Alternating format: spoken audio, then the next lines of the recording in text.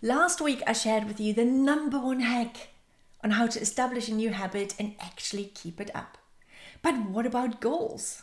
What about something a little bit more aspirational? You know, the things you think about on New Year's Eve and you're going to go, I'm going to do X, Y, and Z next year, and come March, it's long forgotten. Those type of goals. In summer, we slow down and we get that similar energy at the end of August. September comes, we've got 4 months till Christmas. Ooh, I could really achieve X, Y, and Z. And usually come November, you realize you haven't done anything and you go, oh, well, next year. And the cycle continues. But it doesn't have to be this way. It doesn't. And I'm going to share in this video another super easy hack on how you can actually, once and for all, achieve your goals. And no, I'm not talking about motivation. I'm not talking about discipline. Yes, they are nice to have and make it all much easier to actually achieve your goals, but they're not essential. What is essential is to have an awareness of how little time you actually have. Think about it. I'm recording this video on the 30th of August. Now, Christmas is less than 4 months away, but 4 months sounds a lot. September, October, November, December. I've got plenty of time. But do I actually? What I usually do when I have those moments of, I haven't quite worked on my goals, I really need to get back on track, I take a blank piece of paper, can be A3, can be A4, whatever, and I'm actually writing on that piece of paper the month of the year that are left on the top. Not sure how well you can see that. You know what? I'm going to switch to my iPad. Might be a little bit easier to demonstrate. So we've got September, October, November, and December left. And on the left-hand side, I'll write down all the days, all the way down to 31. And yes, September, November only have 30 days, but I can cross those out. Next bit is really crucial. Take kind of like another calendar and look at the weekends and mark them on here. And depending on when you have time to focus on your goals, you either want to cross them out or you actually want to highlight them as the time you have. For me, weekends, sometimes I work, but that's bonus time, but usually it's family time. So I'm marking them all out on here in blue. Let me go back for a second. So in blue. You're probably wondering, what is the yellow? The yellow for me is time I have already allocated to something else. So that could be holidays or actually certain days I know I'm not going to be productive. For example, between Christmas and New Year. Yes, a lot of people think I'm going to do a little bit of work, but realistically, we are not. We are stuffed. We just want to chillax. You're not going to do anything. And to be honest, in December, I know I'm not going to get much stuff done because I love Christmas. I love going to Christmas concerts, Christmas markets. I just love soaking up the atmosphere with family and friends. So I'm not going to be as productive working on my goals. Now, what type of goals should you be focusing on? Well, that's up to you. It doesn't have to be something super big, but it needs to be something a little bit aspirational. Like it could be anything simple as decluttering your house. That's something a lot of people constantly want to do, but never get around to do. Or it could be learning a new skill.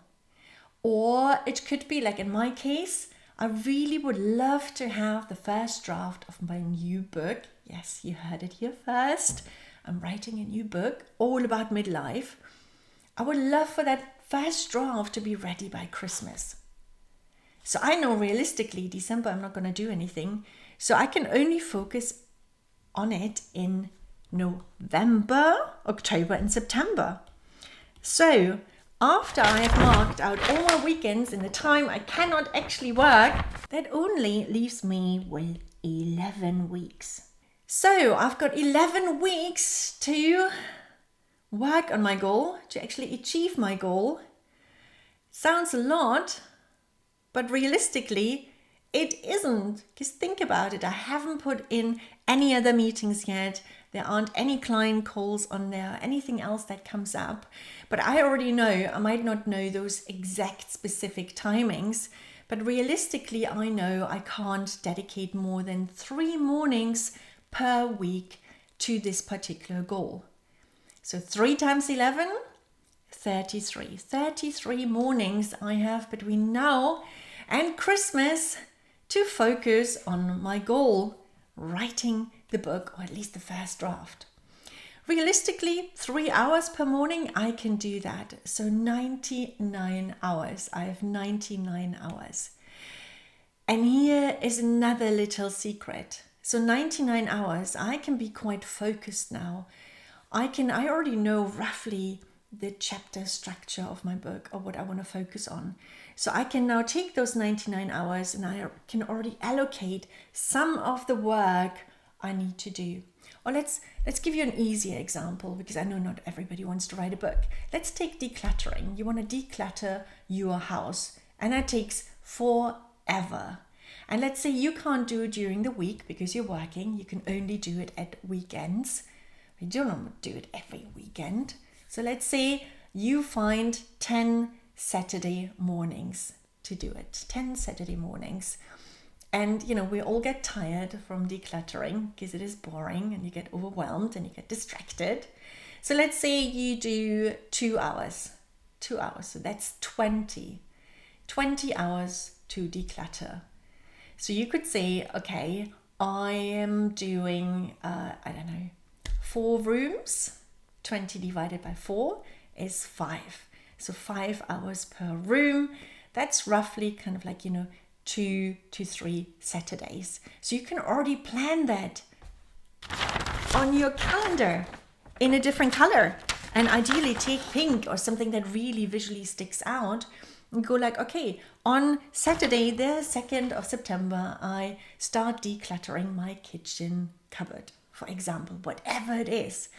And very important, you need to have your piece of paper somewhere where you see it every single day. So it could be your fridge door, it could be next to your bathroom mirror.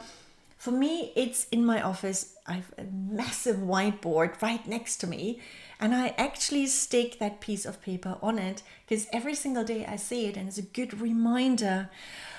Yes, I wanted to focus on that goal, and it's there. And quite often I will actually go a step further and I will book that appointment with myself in my calendar. And so you could do the same with the decluttering, for example. Book those Saturdays in your calendar. Make sure you have turned the notifications on so it pops up. Ideally, it needs to pop up the day before already as a reminder. Tomorrow, Saturday morning, I wanted to declutter, and you're doing it. Or if you're learning a new skill, whatever it is, use the same method. Now, this way, you're actually really realistic about your goals and what you can achieve, and it keeps you on track. And you can tweak it. If you realize after 4 weeks, actually, I don't have as much time to dedicate to this particular goal, or it's not achievable. I might have to choose a smaller goal. I'm going to postpone it to a different time, and that's okay because you are in charge. And we want to be in charge of our time, right? It's your life, and life is not a dress rehearsal. Once time is gone, it's gone. So you better make sure you're in charge of it. And we don't need to overcomplicate it. You don't need to have super complicated systems in place. All you need is a piece of paper, a pen, and an awareness of how much time you actually have. Give it a go. It's only going to take 10 minutes, but believe me, by Christmas, if you have actually achieved your goal, you're going to be so proud of yourself, and it is doable. It is completely doable. So have a go, and I'll see you again next week. Bye.